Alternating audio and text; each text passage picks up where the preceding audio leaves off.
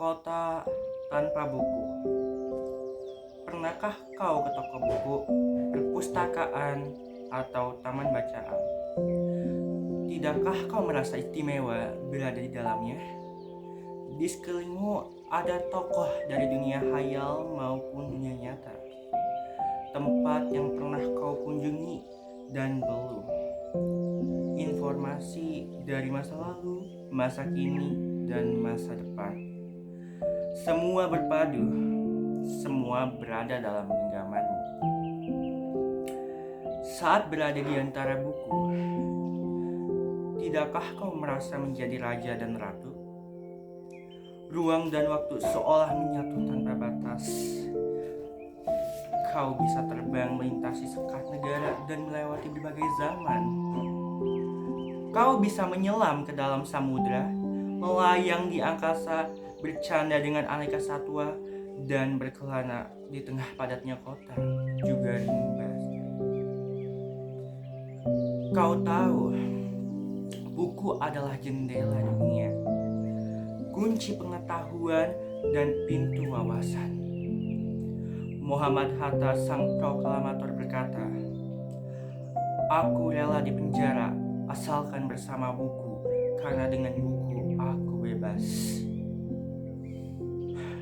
Melalui buku, manusia terbebas dari ketidaktahuan. Tempat-tempat yang dipenuhi buku adalah harapan berkembangnya pengetahuan dan wawasan. Apa jadinya jika kota tanpa buku? Pantaskah dia disebut kota? Di kota itu mungkin kabar datang dari sumber lain, dari koran, televisi, atau internet. Mungkin informasi dan cerita datang dari cerita nenek moyang. Bagai dongeng-dongeng sebelum tidur, irama warganya pun tidak berbeda. Bangun pagi, bertebaran di muka bumi untuk berbagai keperluan, untuk kembali pulang siang atau sore harinya. Setelah itu, mereka berangkat tidur dan memulai hari berikutnya dengan serupa. Di kota itu, mungkin ada bangunan bernama perpustakaan. Di dalamnya, buku-buku berderet dan rak tak terjamah. Tiada tangan meraih dan membuka halaman demi halaman dengan sukacita. Mungkin juga ada tumpukan buku di sudut-sudut sekolah yang sepi dan berdebu. Jarang dikunjungi, jarang dibaca. Buku-buku di sana teronggok tanpa nyawa. Bagaimana dengan kotamu? Mungkin kau tinggal di tengah kota yang megah, atau di gang sempit, di desa terpencil, di pesisir, atau di kaki gunung. Adakah taman bacaan, perpustakaan, atau toko buku di dekat rumahmu?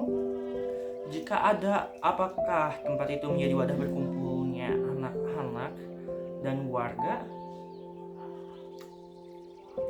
Menjadi pusat berkembangnya wawasan dan pengetahuan, atau hanya pajangan? Kau bisa mengunjunginya dan mengajak teman-teman membaca dan berbagi cerita di sana. Jadikanlah tempat itu sumber kegembiraan dan pengetahuan. Jika tempat itu belum ada, maukah kau orang yang mulai mendirikannya? Kau bisa memulainya dari sudut di teras rumahmu. Ajak teman-temanmu memulai langkah baru. Jangan biarkan waktu berlalu tanpa buku. Siapapun dirimu, bersahabatlah dengan buku. Dia akan menjadi teman setiamu sepanjang waktu.